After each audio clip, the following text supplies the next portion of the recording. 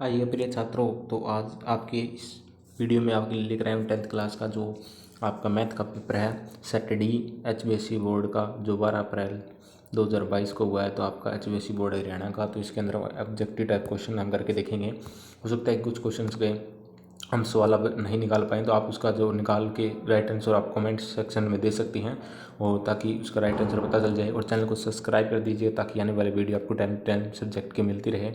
और कमेंट लिख करके अपने आपका पेपर कैसा हुई है आप बता सकते हैं।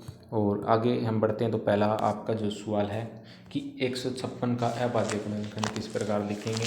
तो इसको हम अगर सोल्व करके देखते हैं तो एक मिनट मैं आपको दिखाता हूँ कि ये किस प्रकार होगा। तो अभाज्य गुणनखंड जो है वो इसके किस प्रकार लिखे जाएंगे।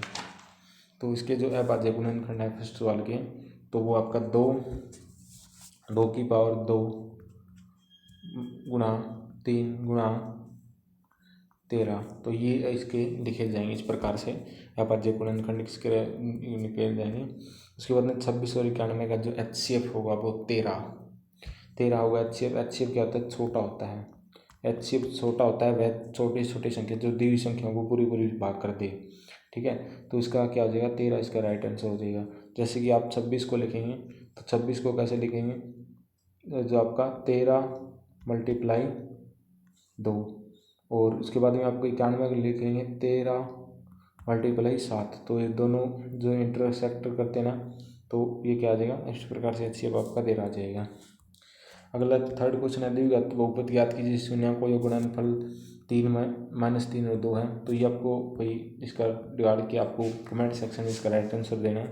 इसी प्रकार आपका चौथे का और पाँचवें का, इन सभी का छठे का हम निकाल देंगे। देखिए अभी देखिएगा जो क्वेश्चन अभी निकल सकते, क्योंकि कैलकुलेशन के बाद निकलेंगे, है 1 नंबर के, लेकिन कैलकुलेशन में टाइम लगेगा मेथड्स में इसका।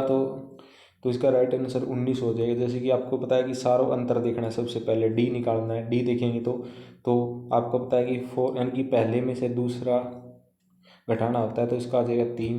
तो सारा अंतर 3 है, तो 7 में 3 जोड़ते जाएंगे 10 आ जाएगा आपका। तो इस प्रकार आपका हो जाएगा 10 आता जाएगा, और 10 अगला आ जाए 10, और 10 में से आप फिर कितना जोड़ोगे 3। तो ऐसे जोड़ते जोड़ते 7वें पद तक जाओगे। वैसे ट्रिक जल्दी निकालने का फॉर्मूला आता है बिना सूत्र के, तो इसका 19 हो जाएगा आपका। तो जो आपका 19 इसका राइट आंसर हो जाएगा। और 7वां क्वेश्चन, आकृति DE और BC लंबाई ज्ञात कीजिए। तो इसकी जो लंबाई होगी वो 3 होगी, क्योंकि इसका फॉर्मूला आता है आपको पता है AD बटे DB कहें या DB बराबर AE बटे EC। तो इस फॉर्मूले से आपस में मल्टीप्लाई करके तो निकालेंगे, तो इसका 3 इसका राइट आंसर हो जाएगा। अगला क्वेश्चन है कि साइन A का मान 4/5 है, तो कोस A का मान क्या होगा। तो एक बार हम निकालते हैं, नल का फॉर्मूले का प्रयोग करके देखते हैं। आपको पता है कि साइन A का मान यहाँ 4/5 है। तो आप इस प्रकार त्रिभुज बनाएंगे, तो लाल कक्का का सूत्र लगाएंगे। लाल कक्का का फॉर्मूला से आपको आसान हो जाएगी। तो साइन A का मान तो लंब बटा कर्ण होता है, यानी कि लंब कितना है आपका 4 है, और कर्ण की लंब बटा कर्ण, तो कर्ण कितना होगा आपका, लंब बटा कर्ण होता है, तो लंब कितना 5। और ये आपको जब निकालेंगे तो ये कितना आ जाएगा 3। तो यहाँ क्या पूछा गया है, अब हमसे पूछा गया कोस A। तो इसके अंदर आप बता सकते हैं साइन, उसके बाद में कोस होता है। तो कोस का मान होता है, कोस का होता है आधार बटा कर्ण।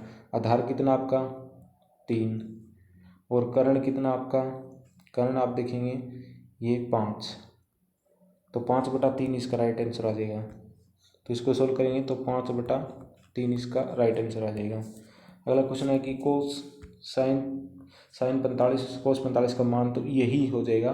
तो साइन 45 और प्लस कोस 45, क्योंकि आपको पता है कि 90 में से घटाना होता है, 90 डिग्री से माइनस करेंगे, तो इसका राइट आंसर यही आ जाएगा, बिल्कुल सेम टू सेम जो ही रकम है। अगला क्वेश्चन है कि 7 सेंटीमीटर त्रिज्या वाले वृत्त के त्रिज्याखंड का क्षेत्रफल ज्ञात कीजिए जिसका कोण 90 है।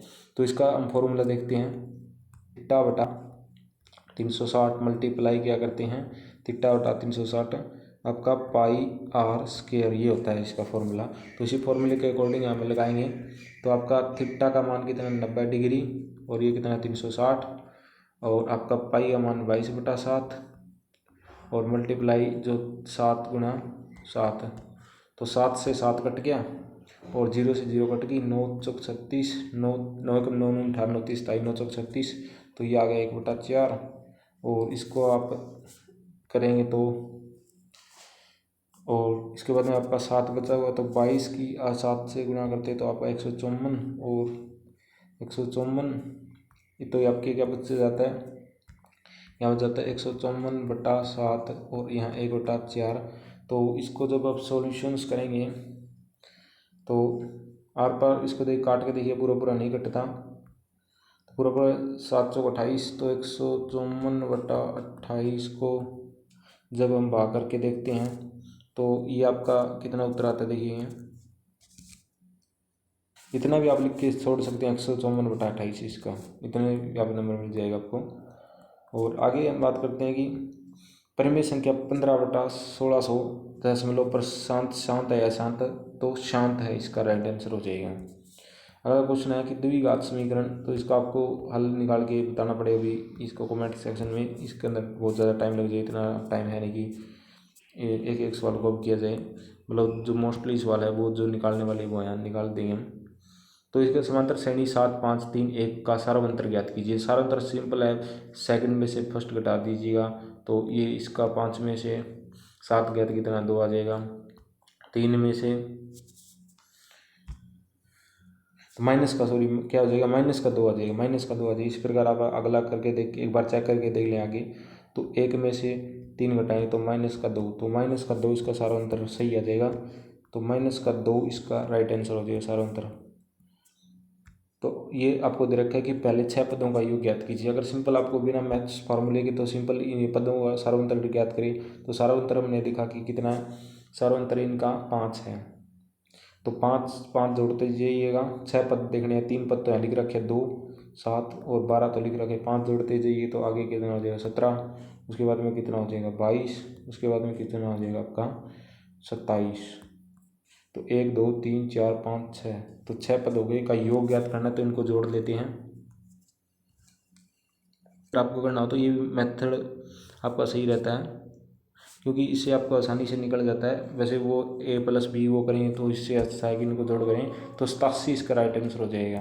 तो इसको करके देखें, 14वां जब क्वेश्चन है तो इसका 87 इसका राइट आंसर हो जाएगा, आप चेक कर लीजिएगा। सभी वर्ग होते हैं तो समरूप इसका होते हैं, क्योंकि देखने में वर्ग क्या होते हैं, जिसकी सभी भुजाएं क्या होती है, यानी कि सभी भुजाएं क्या बराबर होती है, और उनके जो एंगल है वो कितना 90 डिग्री का होता है, ठीक है, तो समरूप होते हैं, इसका राइट आंसर हो जाएगा। अगला क्वेश्चन है, किसी वृत्त की 2 बिंदु पर प्रतिच्छेद करने वाली रेखा को छेदक रेखा कहते हैं। उसे क्या कहते हैं, छेदक रेखा। जैसे एक वृत्त है, 2 एक ऐसे टच करेगी, यहाँ काटेगी, एक यहाँ पर एक यहाँ पर, तो उसे क्या कहते हैं, छेदक रेखा। बाह्य बिंदु से वृत्त पर खींची गई स्पर्श रेखाओं की लंबाई के में क्या होती है, हमेशा समान होती है, यानी कि ये वृत्त है, यहाँ की बाहर से बिंदु स्पर्श रेखा खींचेंगे तो इनकी लंबाई क्या होगी, समान होगी, यानी कि जितनी ये है उतनी ये होगी, तो इसका राइट आंसर हो जाएगा। अगला क्वेश्चन 18 नंबर क्वेश्चन का, भाई इसका जो आपको निकाल के देखना पड़ेगा,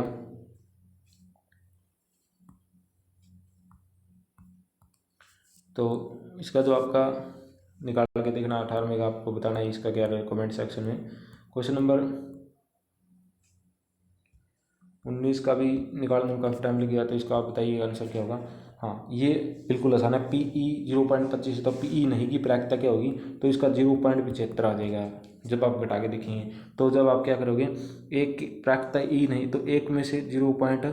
जब आप 25 करोगे, यानी कि PE नहीं का वो सूत्र लगाओगे, तो आपका 0.75 इसका राइट आंसर हो जाएगा। 0.75 इसका क्या हो जाएगा, इसका 0.75, पॉइंट के बाद में 75 नहीं बोलते, 0.75 हो जाएगा।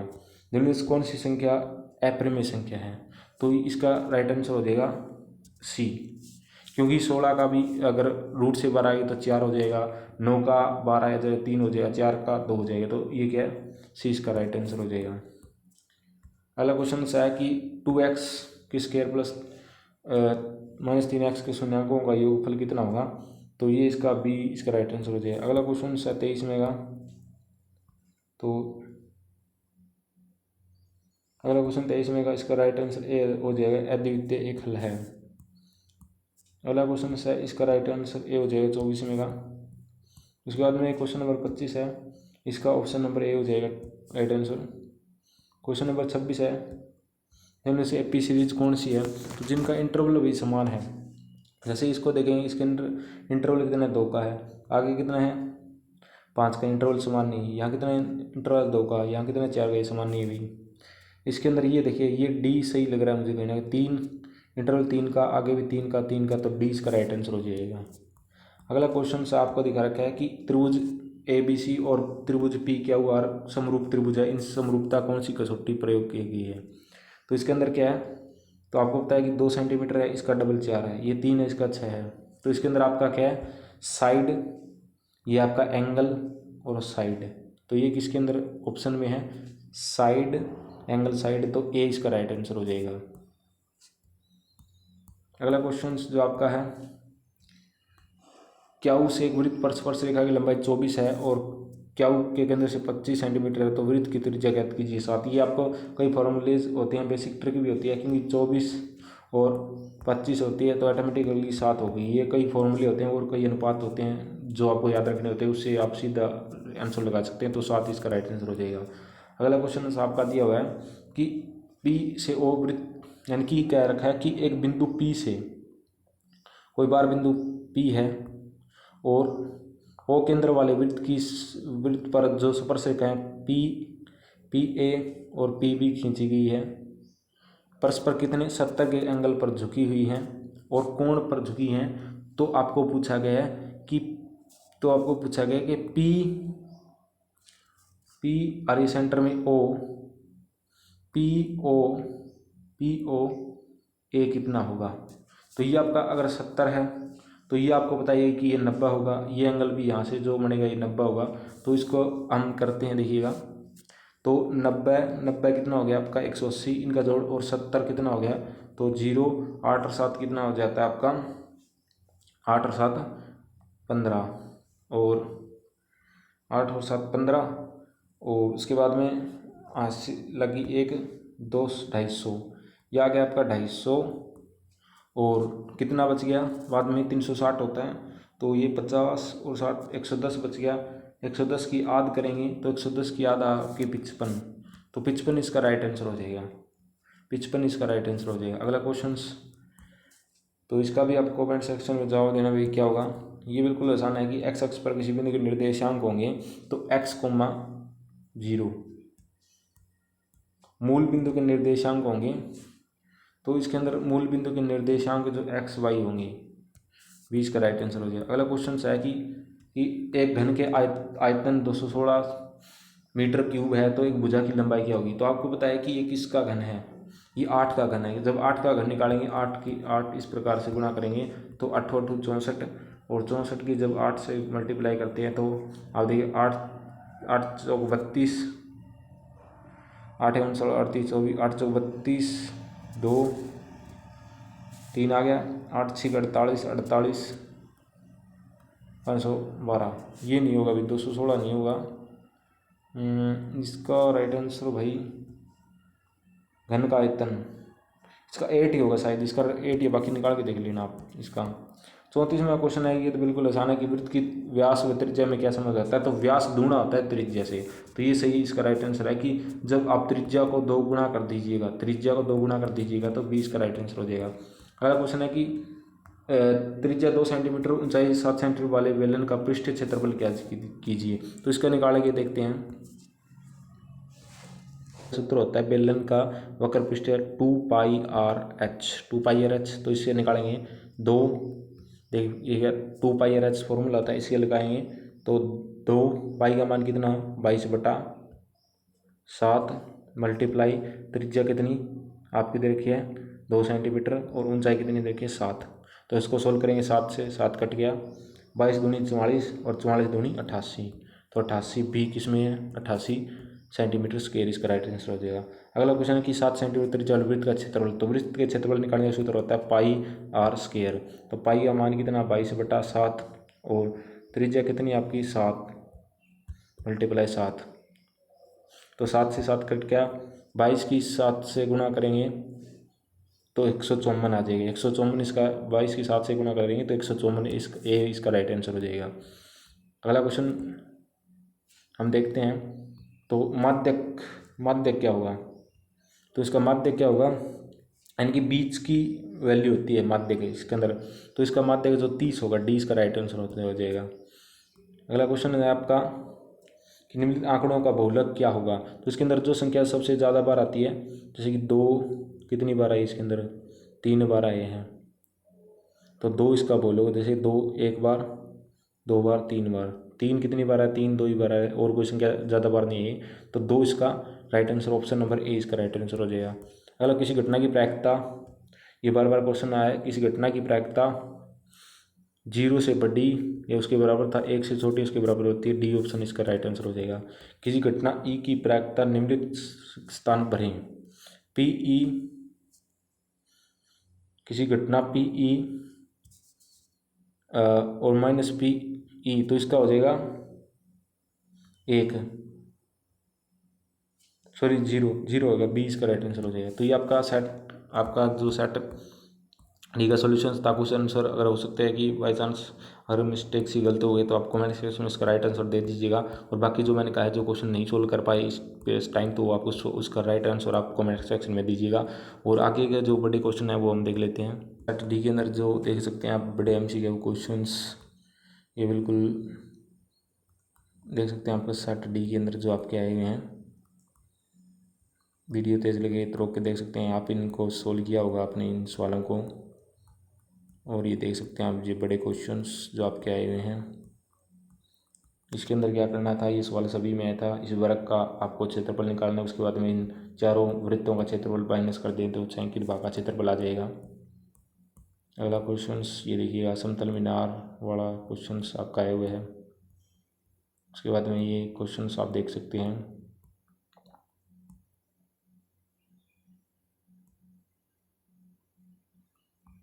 तो इसका स्ट्रक्चर्स ये बिल्कुल आसान है। तो ये स्ट्रक्चर आपको दिखा रखा है कि यही इस प्रकार का स्ट्रक्चर हो जाएगा।